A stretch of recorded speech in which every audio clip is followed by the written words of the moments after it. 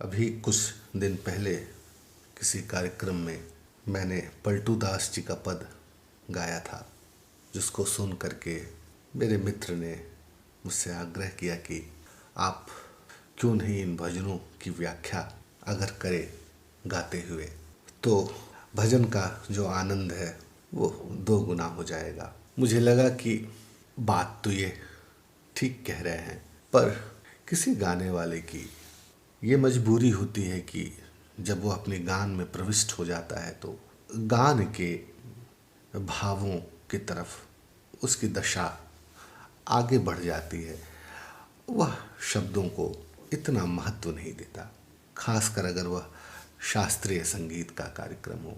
पर जो कीर्तन है, जो भजन है, उसमें शब्दों का महत्व है।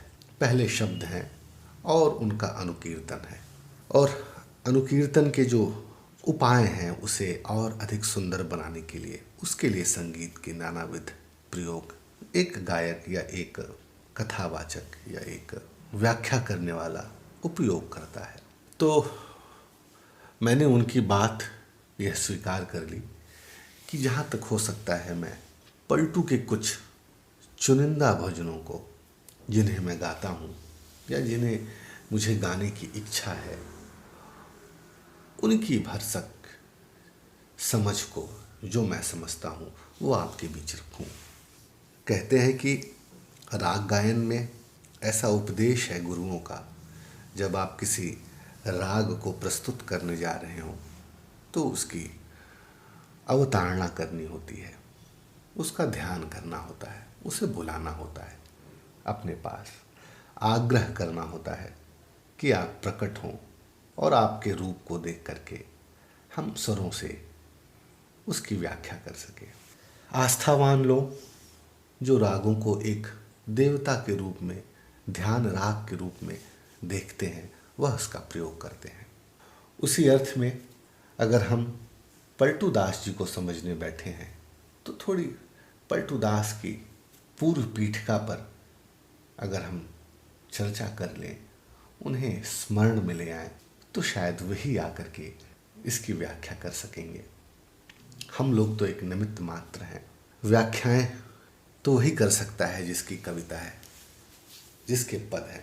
और कभी कभी एक कवि के लिए अपनी ही कविता, अपने ही पद की व्याख्या करना एक मुश्किल का काम हो जाता है। उससे पूछो कि यह क्यों आपने लिखा, ऐसा क्यों कहा, तो अक्सर वह उस पर मौन साध लेगा। पलटू दास जी का जन्म बहुत पहले नहीं, अभी 100-150 वर्षों के पहले की बात है। अवध में एक जगह है जलालपुर, अयोध्या के पास, वहाँ पलटू दास जी का जन्म हुआ था। वैसे उनके अनुयायियों में और उनके प्रेम करने वालों के बीच बहुत सारी बातें हैं, पर जो शोध हुए हैं पलटू दास जी के ऊपर और जो बातें कही जाती हैं, वह कही जाती हैं कि वह जलालपुर एक गांव है अवध, अयोध्या के पास अवध में, वहाँ उनका जन्म हुआ था। और वह एक समाज होता है कांदू बनिया का। कांदू बनिया उन्हें कहते हैं जिनका व्यवसाय कुछ मिठाई बनाना और जो भूजा चावल को जिसे बालू में भूनते हैं, उसको भून करके उसके व्यापार को करना, मूल काम उनका यह होता है। मूल काम तो वैसे उनका विभिन्न तरह की मिठाइयों को बनाना होता है। और जिस जमाने की बात, 150 साल पहले की बात हम आपके सामने रख रहे हैं, उस जमाने में इस तरह की मिठाइयाँ नहीं होती थी जैसा आजकल आप खीर कदम और क्या क्या नए विभिन्न प्रयोग। कुछ खास मिठाइयाँ थी भारत में, और वह मिठाइयाँ भी कुछ इस अर्थ में थी जिनका भोग लगाया जा सके, मंदिर में भोग लगाया जा सके। और आपको जानकर बहुत आश्चर्य होगा कि कांदू समाज जैसे बहुत सारे समाज आपको उन जगहों पर मिल जाएंगे जहाँ पर कोई तीर्थ हो, जहाँ पर लोगों का आवागमन हो तीर्थ को लेकर के, अपने पूज्य को लेकर के। तो अवध नगरी के आसपास जलालपुर गांव में यह समाज मिठाई का कारोबार करता रहा हो, इसमें कोई शक नहीं किया जा सकता। अपने जीने के लिए, अपने खाने पीने के लिए किसी व्यवसाय को व्यक्ति चुनता है। तो जहाँ तक मेरी समझ है, मैं जहाँ तक समझ पा रहा हूँ कि अवध नगरी अयोध्या के नाते वहाँ तीर्थाटन बहुत ज़्यादा रहा होगा। तो ऐसा समाज जो मिठाइयों को बना सके, जिनका भोग लगाया जा सके मंदिरों में, बना होगा। पलटू साहब के जीवन के विषय में जो थोड़ी बातें हैं, वह उनमें से एक मुख्य बात यह है कि पलटू साहब अपने समय में ही बहुत चर्चित हो गए थे। उन्होंने एक अपना समाज, सुनने गुनने का समाज, आध्यात्मिक समाज, जिसको लोग स्वीकार कर रहे हों, जिनकी बातों को मान रहे हों, जिनकी बातें कबीर की तरह हृदय को जला रही हों, कुछ करने के लिए प्रेरित कर रहे हों, ऐसे एक गुरु के रूप में प्रतिष्ठा वो पा चुके थे। और जैसा कि हर समाज में रहा है, भारतीय समाज हो या पाश्चात्य कोई समाज हो, वहाँ ऐसे व्यक्ति की बहुत चलने नहीं पाई है। लोगों ने उन्हें बैठने नहीं दिया है, कुछ कहने नहीं दिया है, और इसके बावजूद भी अगर वह संतुष्ट नहीं है तो लोगों ने उन्हें मार दिया है, ऐसे महापुरुषों को। और ये आज भी संभव है। अगर आप कुछ विरोधी बातें समाज के प्रति, राजा के प्रति, संस्थाओं के प्रति कहने लगे तो वह दिन दूर नहीं कि आपको भी मार दिया जाए। वह हिम्मत, ऐसा हिम्मतवर व्यक्ति जो बोल रहा हो धर्म के खिलाफ, धर्म की समझ के खिलाफ, ऐसे व्यक्ति को मार देना, ये एक सामान्य घटना सी अब हो गई है और हमेशा रही है। तो कहते हैं कि पलटू साहब को उनके विरोधियों ने जिंदा जला दिया था। ये कहाँ तक सत्य है और ये कहाँ तक असत्य है, मैं इसकी शोध परियोजनाओं में जाने का इच्छुक नहीं हूँ। पर अगर यह बात है कि उन्हें जलाया गया, ना भी जलाया गया हो, तो जलाने की इच्छा रखने वाले लोग अवश्य रहे होंगे। इतनी ही बातें हैं पलटू साहब को लेकर के। उनके जो पद मिलते हैं, कहा जाता है कि उन्हीं के भाई ने उनके पदों का संग्रह किया, जो उनके शिष्य हो गए थे। उन्होंने कुछ कुछ जगहों पे पलटू की वाणी को संग्रह किया है, कुछ उसमें जोड़ा है, कुछ उसमें घटाया है। जो जोड़े गए पद हैं वो आप पढ़ेंगे तो स्पष्टतया पता आपको चल जाएगा कि यह पलटू की वाणी नहीं है। पर पलटू जहाँ पर पूरी तन्मयता के साथ, पूरे आग के साथ आपके बीच जहाँ खड़े मिलेंगे, उन पदों को आप देखेंगे तो आपको समझ में आ जाएगा कि पलटू किन चीज़ों की तरफ इशारा कर रहे हैं। एक पद है, जैसा कि हर व्यक्ति अपने गुरु का स्मरण करता है, उसी तरह पलटू दास ने भी कई जगहों पर, और मैं तो ये कहता हूँ कि उनके पदों में केवल गुरु गुणगान ही है, और गुरु गुणगान के बहाने उन्होंने तमाम समाज की चीज़ों को उठाया है, समाज के अनकहे बातों को हमारे बीच वो ले आए हैं। मुख्यतया वह पूरा का पूरा पद गुरु प्रधान पद है, गुरु लीला पद है। और उसके साथ, गुरु लीला के साथ जब वह अपनी बातों को रखते हैं, अर्पित करते हैं अपने गुरु को, तो बहुत सारी सामाजिक बातें, बहुत सारी मानसिक बातें, जीवन की बातें हम लोगों के सामने प्रकट हो पाते हैं। कुछ पद हैं जिन पदों की श्रृंखला मैं आपके बीच धीरे धीरे रखूँगा। उसमें जो कुछ मुझे पसंद है, उसमें एक पद है जिसमें उन्होंने कहा है कि पूरा सतगुरु मिले जो पूजय मन की आस, पूजय मन की आस पिया को दे मिलाई। अब इसकी व्याख्याएं बहुत अलग अलग ढंग से हुई हैं, पर मैं जब इस पद को देखता हूँ और इस पद में जब स्वरों को मिलाने की कोशिश करता हूँ, तो इसके कुछ नए अर्थ मेरे सामने खुल करके आते हैं। वह पहला अर्थ तो यह है कि विभिन्न गुरुओं के पास जो आपकी यात्राएं होती हैं आध्यात्म की दुनिया को समझने की, अंततः उन सब से समझते हुए आपके अंदर जो बैठा है गुरु, वही आपका मूल गुरु होता है। मतलब आप अपने हृदय की बात, आप अपनी आत्मा की पुकार को, अपने आत्म तत्व को अगर समझ पा रहे हैं तो असल में वही गुरु है, वही 100% का गुरु है जिसकी प्राप्ति आपको करनी है। उस गुरु को आप ईश्वर के रूप में देख लें, उस गुरु को आप प्रियतम अथवा प्रियतमा के रूप में देख लें जैसा सूफियों ने देखा। उस गुरु को आप कई रूपों में देख सकते हैं, जैसा आप उचित समझें, जैसे आपकी प्रकृति हो, आपके शरीर की प्रकृति हो, आपके हृदय की प्रकृति हो, वैसा आप अपने गुरु को पकड़ेंगे और हर हाल में वो आपके साथ रहेगा। गुरु को गुरु होने की इच्छा नहीं है, गुरु को आपके साथ होने की इच्छा है और वह तो पुकार ही रहा है।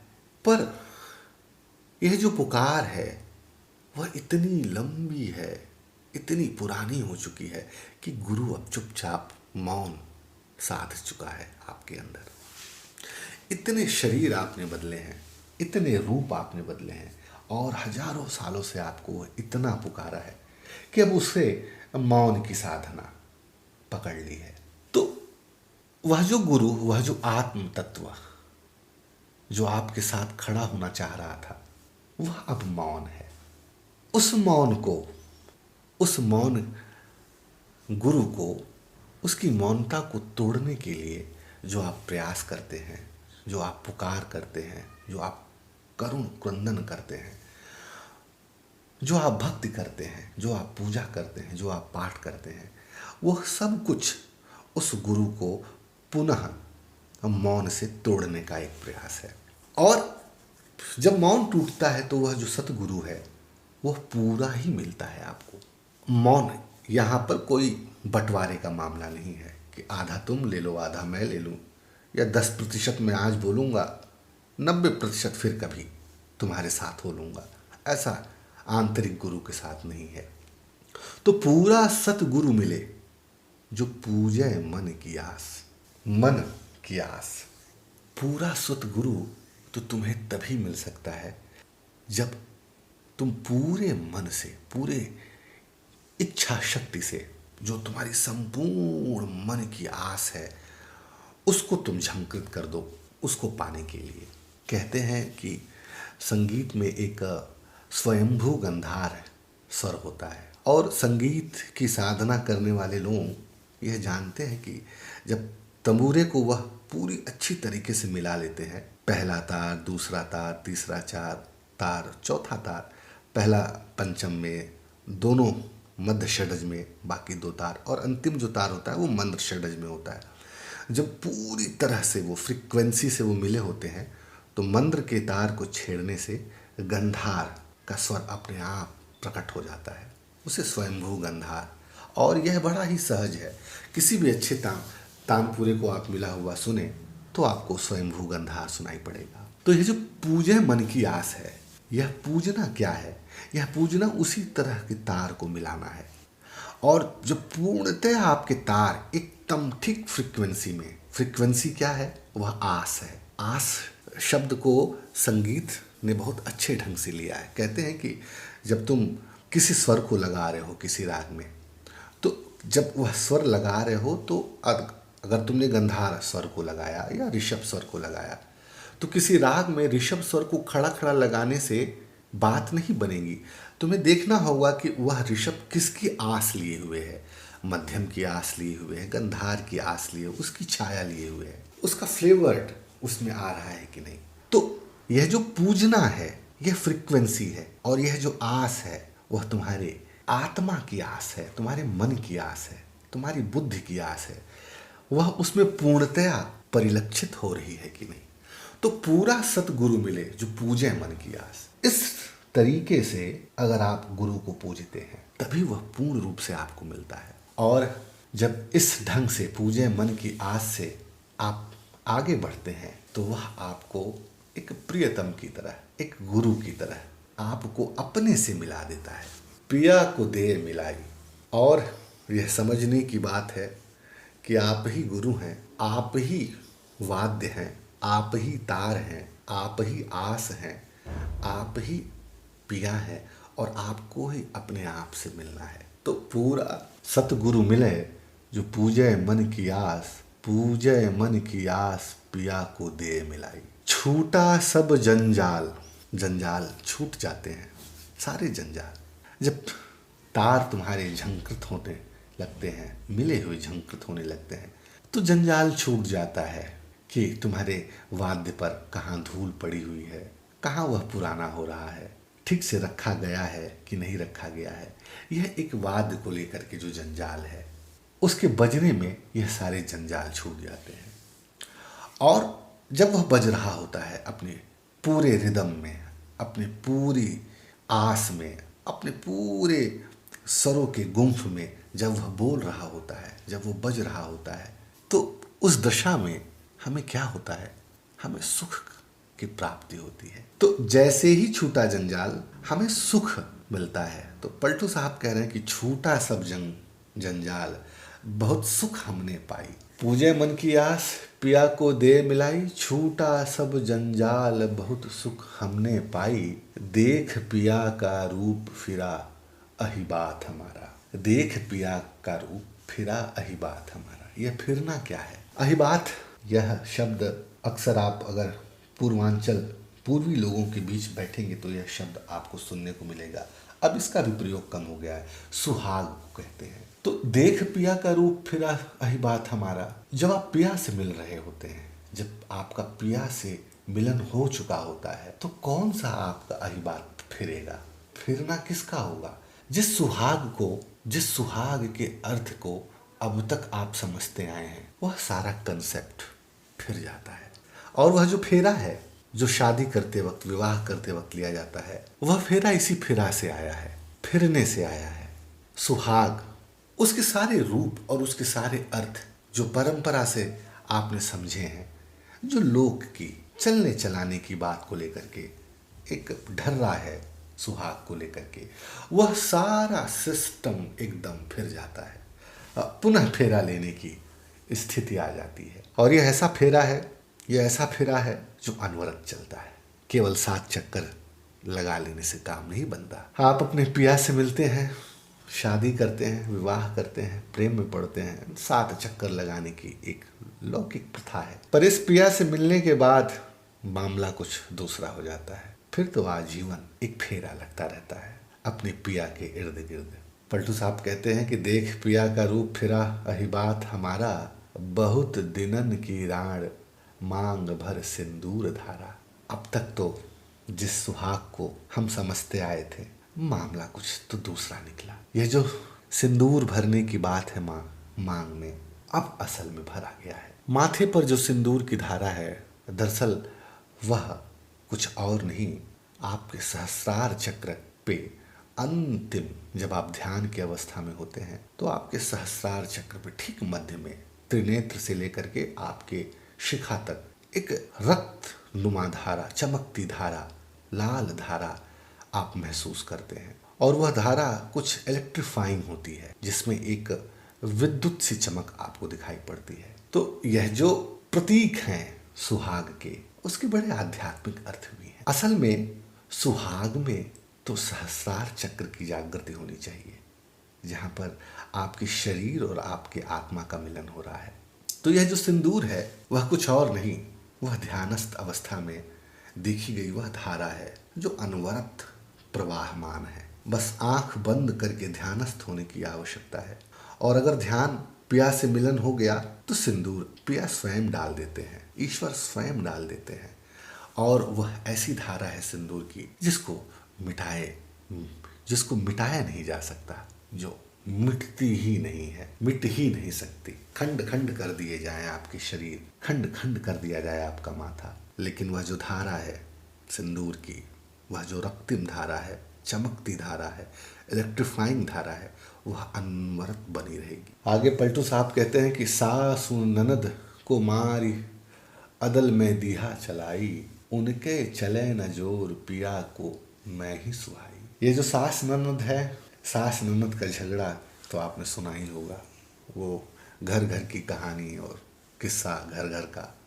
इस पे तो टीवी वालों ने धारावाहिक ही बना दिया है और ठीक से समझा दिया समाज को कि ये जो सास ननद का मामला है, ये सास ननद सुहागिन को चैन से रहने नहीं देती। 36 का आंकड़ा है। सुहागिन हुई, आनंदित हुई, तो सबसे पहले तो तुम्हारे घर के ही लोग तुम्हारे आनंद को नहीं देख सकेंगे। तो लौकिक स्तर पे तो सास ननद का झगड़ा चलता रहता है, पर जब यह पिया, यह गुरु, यह परमात्मा से आपके सुहाग का संबंध स्थापित हो जाता है, तो ये सास ननद अपने आप ही मर जाते हैं और उनकी कोई चलती नहीं है।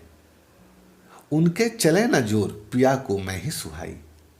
मतलब पिया वह जो तुम्हारी जो काया है, जो माया और वासना के कारण आबद्ध है, जो सास ननद की ही बात सुनता है, जो तुम्हारा पिया है, अब वह उनकी बात नहीं सुनेगा, अब वह तुम्हारी बात को सुनेगा और वही सुहाएगा उसे। पिया जो बस में भय, पिया को जादू कीन्हा, ऐसी लगी नेह पिया तब मुंह को चीन्हा। तुमने जादू किया, तुम्हें ऐसा लगता है कि तुमने अपने पिया को रिझा लिया, पर मामला कुछ पलटू दास अपने दूसरे पद में कुछ और ही कह रहे हैं कि पिया को बस में भय, पिया को जादू कीन्हा। ऐसा तुम्हें प्रतीत होता है कि तुमने अपने पिया पर कुछ जादू कर लिया और वो तुम्हारे अधीन हो गए, पर मामला ऐसा नहीं है। यह मामला कुछ नेह का है। जब तुम्हारी नेह, जब तुम्हारे मन का सर्वस्व अपने पिया के चरणों में, अपने परमात्मा के चरणों में लग जाता है, तब पिया स्वयं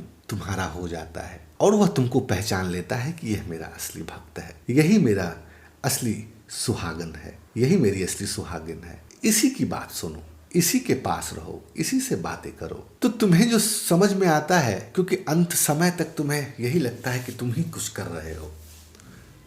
तुम कहते हो कि उनके चले ना जोर, पिया को मैं ही सुहाई।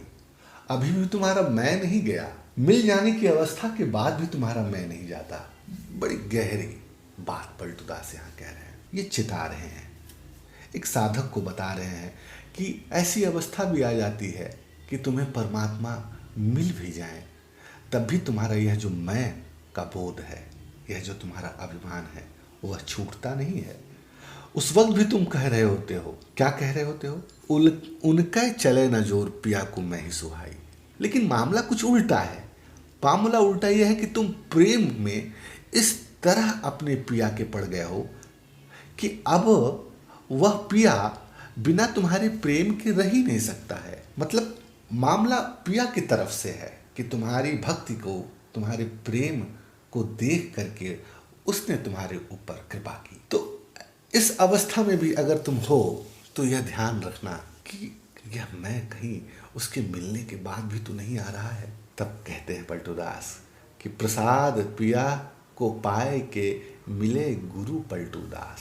प्रसाद पिया को पाए के मिले गुरु पलटू दास, पूरा सतगुरु मिले जो पूजे मन की आस। और यह जो प्रसाद है, यह जो मैं की उपस्थिति है, यह मैं की उपस्थिति तभी खत्म होती है जब गुरु तुम्हें प्रसाद देता है। पलटू दास को अंत में जो साक्षात्कार हुआ, जो परमात्मा की प्राप्ति हुई, जिस अवस्था में वह बुद्ध हुए, जिस अवस्था में वह इनलाइटेंड हुए, वह उनके करने से नहीं हुए, वह परमात्मा का प्रसाद है। अंततः तो उसी की चलेगी। अगर तुम्हारी निष्ठा है, पूरे आस के साथ तुम अपने वाद्य को छेड़ रहे हो, एकदम ठीक ठीक मिला करके, और कोई गीत गा रहे हो, और वह जो गीत है, भक्ति का जो गीत है, प्रेम का जो गीत है, उसमें यह बोध ना हो कि सामने जो श्रोता बैठा है वह स्वयं ईश्वर है, तुम उसे सुना रहे हो। ऐसी गीत की अवस्था, वादन की अवस्था जब तुम्हारे अंदर प्रकट हो जाए कि तुम हो ही नहीं, अब तो वही है, तब फिर प्रसाद की प्राप्ति होती है और फिर पूरा सतगुरु मिलते हैं, जो उसी पूजा की आस से पैदा होते हैं जो कि तुम स्वयं हो। पलटू साहब की यह वाणी कुछ और भी कहती है जिसे कहा नहीं जा सकता, और मैं तो बस यही कहता हूँ कि जो मैं कह नहीं पाया, शायद वही पलटू दास जी कहना चाह रहे थे। पलटू दास की इस भाव दशा, पलटू दास जी के इस पद को सुन करके अगर आपके हृदय के तार झंकृत हुए तो थोड़ा उन्हें और मिलाने की कोशिश करें। शायद वो आंतरिक गुरु जो कई हजारों सालों से अब चुप हो गया है, आपके मिलाने से कुछ आकृष्ट हो, ध्यान आकृष्ट हो आपकी तरफ, वह थोड़ा मुखातिब हो सके, आपको एक यात्रा की तरफ ले जा सके। इन्हीं सब बातों के साथ मैं आपसे